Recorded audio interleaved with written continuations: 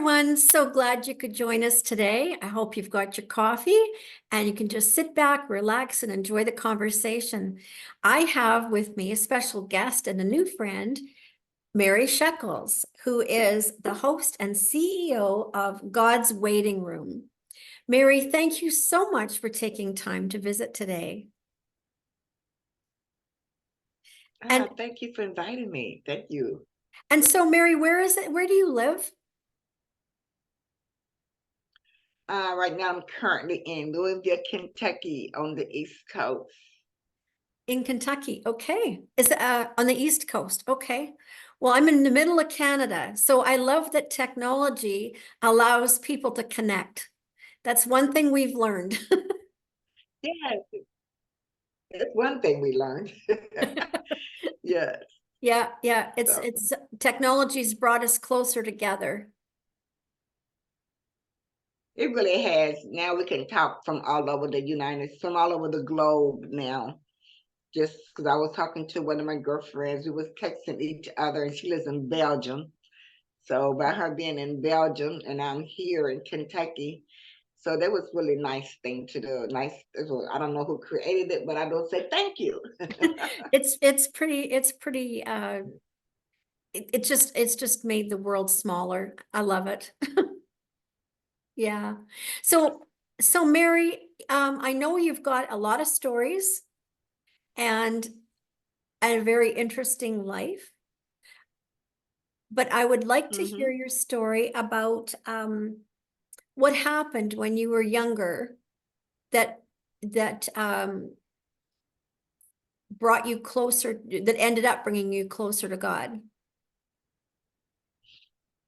Well, I can just start and give you a story about me.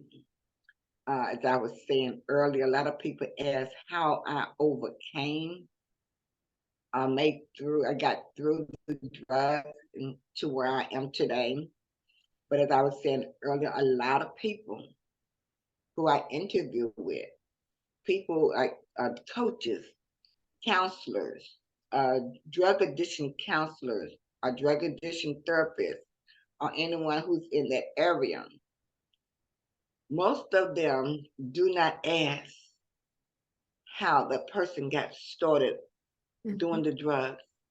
I know when I used to work at this detox center here in Kentucky, and a lot of the counselors that was talking to the people that was in there was court appointed druggers, and they asked me, Mary, how did you get that person to talk? I've been trying to get that person to talk. Until you ask the right questions, or Mhm. you walk in that person's shoes, you never know, That's right. because they won't tell you. For some reason, drug addicts have a tendency to shut down internally. They do shut down internally. I know I'm one of them, because the fact that if you don't ask the right questions, you won't get the right answer. That's right. So But Mary, I didn't start how out did how did you start? How did you get into your addiction? There's your question. my addiction. That's a great question. My addiction was not like everybody else's addiction. I got Okay. an addiction by being nosy. I wanted to know what it was like, how come my friend and my husband was all going off someplace differently, and I was left at home, and I was like, what's going on? What y'all doing? So that's how I got caught up into it, out of curiosity, out of being nosy. And I ended up becoming a people pleaser instead of a pleasing God. Because within the game, all the games, I mean, the whole drug addiction thing is the same. It's just different players in the game, and also the different responses, the different emotions, and the different takeaway that people wants to put in it. When I was in it, I was manipulated. Then I became a manipulator. I stole things. People still do things today. I've done things that I was ashamed of, but those things, when I got ready to come out, which I became a willing participant to come out. But I know being in that field kind of like mold me and shape me into who I am today, because I do have that story to go back to, and because I can help someone who wants to come out but don't know how to come out. That's right. And you really can't come out on your own, because I don't care how rock bottom you hit. You can stay there, you can sit there, and you can crawl on the ground, you can forget your hygiene, you can forget your family, and you forget everything. But until you got to call on God to help you. And that's exactly what I did, because I said, Lord, I know this. I gave him Jeremiah chapter 29, verse 11. I kept repeating that over and over and over and over again, because I didn't understand why I was in this particular situation. And I kept saying, Lord, I know this is not the plans you have for me, you know? But the more I think, I know it's not the plans he had for me, but it's like when you go down the road and you're hitting a fork in the road. Okay, God gonna tell you to go right. But over here on the left side, man, they having such a good time. They partying. Are they doing what, you know what I'm saying? They doing life on life terms. Mm-hmm. So you want to just say, oh Lord, I want to go over here. Yeah, I they want to make go to the left. But God said, go to the right. yeah, and And they so I make went it to the look left. attractive. They make it look attractive. I went to the left. Yeah, That's what they did. They shined that little object in your face. Come get it. Come yeah. over here. Man, we had a good time. We living life on life terms with no no restrictions, no boundaries. We just doing what we want to do. I And thought it that's was what people live their life today. interesting term Yeah. when you said And you so were I try playing to, the game. You said you were playing the game. yeah, That was interesting. Interesting term. it's a game. This is you playing the game. That's what you're doing. Because see, I look at life on life terms as a game. To play it or to play this game of life successfully, you have to know the characters in the game. And the characters in the game is Lucifer and God. You have to make that choice. Do you want to go play in Lucifer's backyard, or do you want to go play in God's backyard? Because when Moses came down off the Mount Sinai, he threw the Ten Commandments and hit the ground, and he said, choose you this day whom you will serve. Are you going to go with God? Are you going to go with Satan? So it's a game, and it's all about giving and receiving. Because God said in the book of Deuteronomy, he says it quite frequent, chapter 15, he says, if you do this, or if you give me this, I will give you this. And if you want to take it all up, you can look at it, 2 Chronicles chapter 7, verse 14. He says, if my people who are called by my name should turn from their wicked ways, seek my face, and I will heal their land. He's giving you a condition. He's giving you a condition. He said, if you do this, I will do this. If you come to me, I will do this. And that's what I call a game of life. Yeah. It's a game. It's a So how, game. so Mary, But then again, what happened that you were able to switch sides in the game? what made me switch games in what made me switch sides in this game was I became a willing participant, and because I kept saying to God, I said, I know this life right here wasn't the life God had prepared for me, because I still read the scriptures. I was in the scriptures. I was in the church, but I'm the type of person who I knew of Jesus. I knew of the man, but I did not know the man. Right. Okay. Yeah. So back then it was like I was a willing participant, but I kept saying, Father God, I know this is not the plans you have for me. So I kept giving him chapter of the book of Jeremiah, chapter 29, verse 11. You kept saying, you keep telling me that you know the plan that you have for me. You knew me before I was formed in my mother's womb. So this can't be the plan that you have for me. And you also tell me, I know the numbers of your hair. I know what you're going to do. I know what's around the corner. You know these things. I do not know them. I do not know them. So I kept saying, I know of the man. I knew about him. I know about him from when my grandmother took me to church, from when I decided to go to church, or when my mama decided to go to church. But I didn't know God until I came out from the drug world, until I called him personally, and he came to me personally.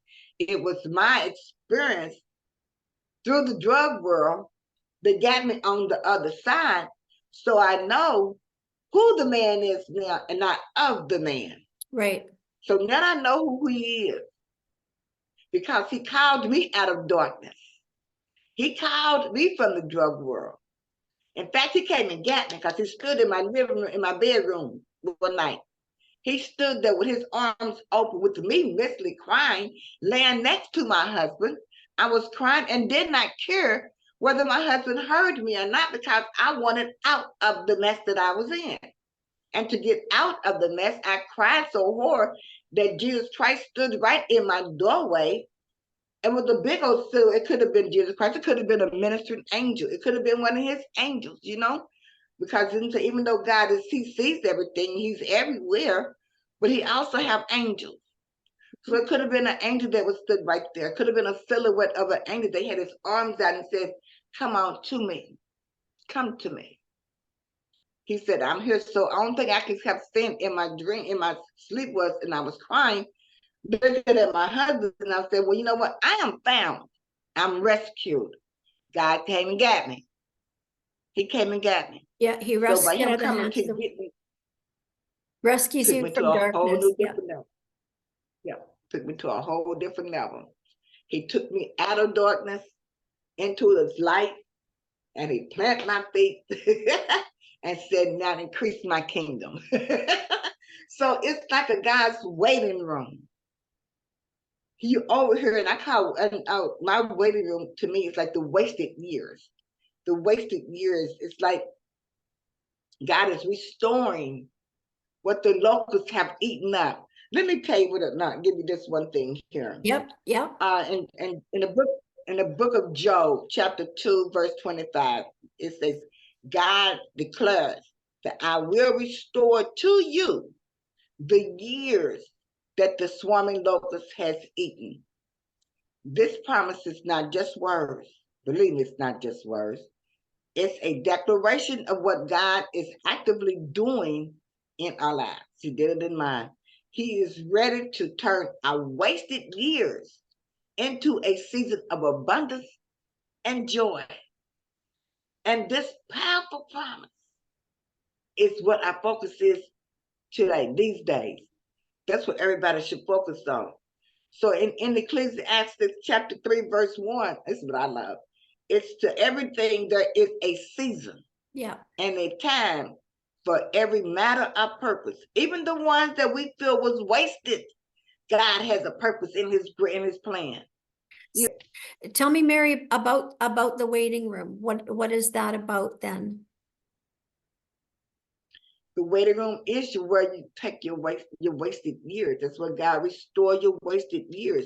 It's where you come and you ask God. The waiting room, I'm gonna tell you what the waiting room is like, really, basically. You know how you get hired on a new job?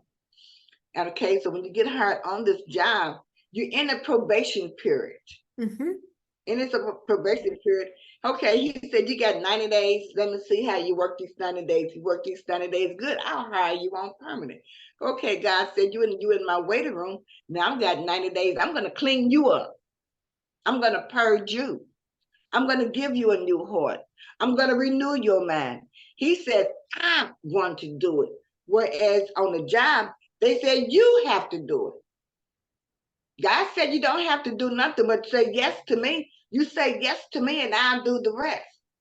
And when you say yes, He says, okay, I'm gonna put you here in my waiting room. I'm gonna put you right here. You're on probation. I got this probation period. I'm gonna clean you up. I'm gonna purge you. I'm gonna refine you. I'm gonna cause you to renew your mind. I'm gonna help you to remember Genesis chapter 1, verse 26, 28. Let us make man in our image, after our likeness. Okay? That's what God is saying. That's what God is doing. And it also says, like, in the moments that feel like wasted years, it's easy to question the significance of our experience and the direction and the path and the direction on our path. It's easy to question that, because you're going to wonder, okay, I'm a drug addict. I'm out here doing drugs. How can God direct my path? How can he lead me? And I'm out here doing this right here. I don't want to be bothered right now. I see you later. You know, that's what you're going to say being a drug addict. That's what you're going to say being in depression, in anxiety, any type of mental illness. You're not ready. You're not ready. You have not been renewed. You're still in the probation period. Why are people, why coaches understand you cannot bring them back unless they want to come back. Yeah. You can't do it. You really can't. And so the whole point to me is all of this right here is we learn the true meaning of walking by faith and not by sight. Because only faith is going to bring you up out of your mess. Only faith is going to turn your life around. Only faith is going to do what God wants it to do. But by you seeing it, you're going to want this and want that. But by you seeing it, even though they shine that carrot in your face, or they got this shiny object in your face, you're going to choose that path instead of the right path. But if you can take, everybody is not strong enough. You're not strong enough by yourself to walk away from a shiny object or to walk away from that carrot that's been right there. That's why God says all things are possible with me, but they are impossible with man. Yeah. Yeah. You got to look at that. You got to understand what he means when he say these things. Yeah. Because you got to wasted years. These are wasted years. I had wasted years. And God is restoring my years back. And I can see that. And I feel that. I'm thinking too I that can see it. the shiny objects. Yeah. I mean, another example other than drugs, it could be a job opportunity that is going to pay, like a job opportunity that's going to have a big paycheck. But in order to take that job, there's compromise. So that's another example. Are we going to, who are we going to serve? That's right. I mean, it's not just even having a good job. I mean, there's people out here with mental health issues. Yeah. People who, when I hear selling cars, or you got the job opportunity, but any type of door that's open for you to advance in this world. Be a relationship that looks great. Yeah. But yeah, we know that there's going to be compromise, and we know it's going to lead the wrong direction, but it looks so good, but it's not God's path. It looks good. Not God's path. That's right. So that's right. It's almost like you got that fork and you walking down this path and you done ran to the end of the road and then this fork, and then you're going to see signs says this way or this way, good or evil. For an example, same thing happened to Adam and Eve. God put the tree in the middle of the garden, the good and evil. And he gave them a condition. He says, do not eat of this tree. If you do, you will die. So Satan comes right along like a little snake. And to me, Eve did two things wrong. For one, she had a conversation with the enemy. And number two, she was deceived into eating the apple. Well, and just after God done told her. for wanting more knowledge, for That's right. wanting more She got, knowledge. she got, she got deceived. Yeah, and so we can spend all kinds of time trying to get more knowledge. It's all accessible, very accessible right now. Trying to get more knowledge, and Yeah. at what cost? At what cost? And that's it. At what cost? What are you willing to pay? Even though I know that it costs to be a disciple of God. It does cost to be a disciple of God, because you're going to give up your whole family. You're going to give up your life that you know to become into the life of God, of Jesus Christ of God, which is completely opposite of the way you live here in this world. Because your emotions gonna change, your response is gonna change, your outlook gonna change. You're gonna begin to see things through the eyes of God instead of the eyes of man. Yeah, yeah. And that's a good thing to me. So, and that's where I see things now. I see things now through the eyes of God, and not through the shiny object or the carrot or man. Right. I see it now through the eyes of God, and eyes of God only, because I've seen things through the eyes of man. I've seen things through the shiny objects, and the whole point is I became a willing participant. And I just want to say this. I'm gonna read this right here. It says, and however, there are also times in our lives. This is what I like about this. It's when a canvas is being prepped for a masterpiece. Behind the scenes, God is working, painting the strokes that will eventually come together to reveal a picture far greater than we can imagine. Oh, that's And I beautiful. can sit here as one. Yeah. I could never imagine being in God's way when I was out here in the world doing what I was doing. I even turned my back on 2 kids chasing drugs. I even lost my job chasing drugs. I even got to turn my back on my family chasing drugs. You see what I'm saying? Yeah. Yeah. Because those are the consequences that you're going to have to pay in this life of drugs. So really, in wasted years, the wasted years are a testament to God's patience and his faithfulness. Because God's going to sit back and wait until you get done.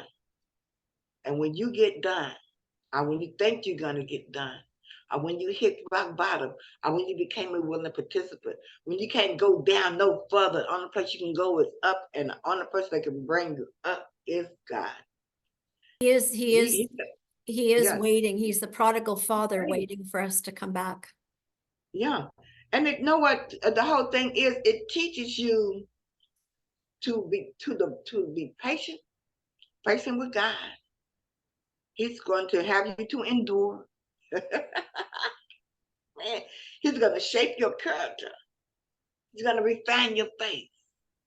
He's going to prepare you for the season of abundance that is ahead of you. You know?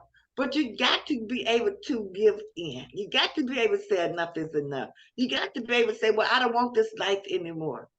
Okay, that shining object you can keep.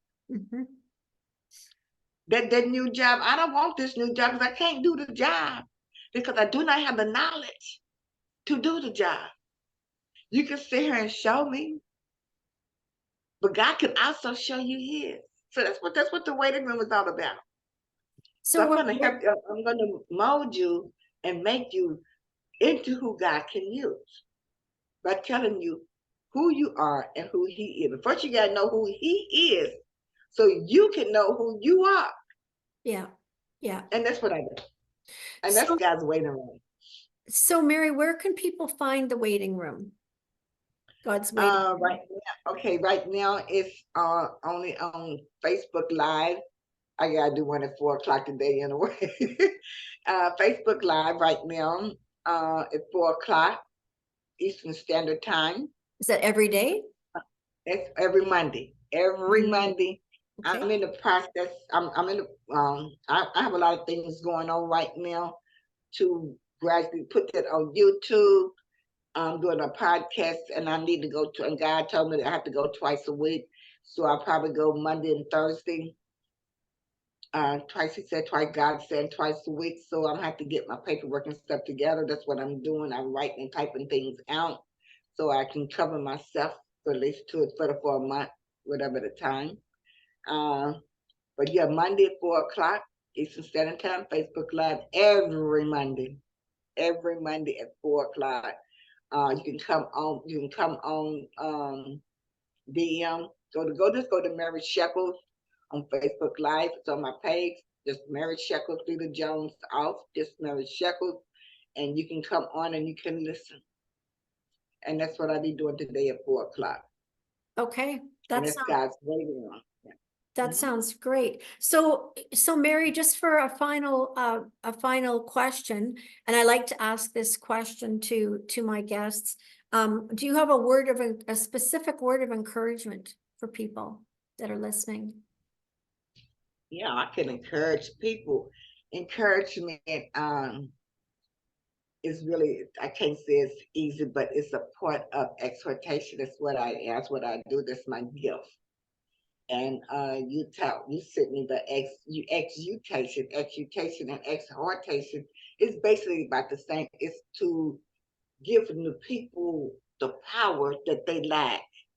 I giving people the encouragement that they need, or the motivation that they need to bring themselves up, or to go out and find themselves again. So basically, it's to help them to solve. I help them to solve a problem that they're facing, or that they don't know how to solve.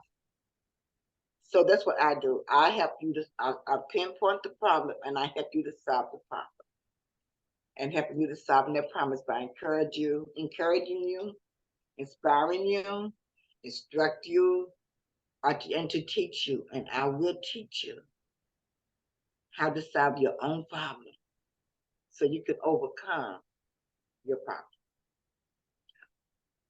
Okay. So that's my encouraging words for you, is to really, you got to call on God.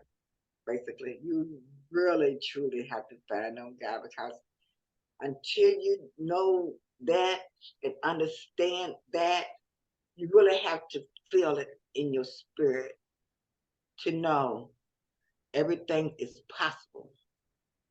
Everything is possible with God, but it's not possible with man. God can see around corners. Mhm. God can see the future. You can't. That's right. I can't. I won't even try, because I know I can't. Yeah. Yeah. So that's it. Well, that's really, So that's my word for you today. yeah, thank you, Mary. That's very encouraging. And I'm sure that people have been inspired by your story, just to see hope and how we can move forward as we just rest in him while we're in the waiting room. So thanks again, Mary. Bye Bye-bye. bye, sweetie.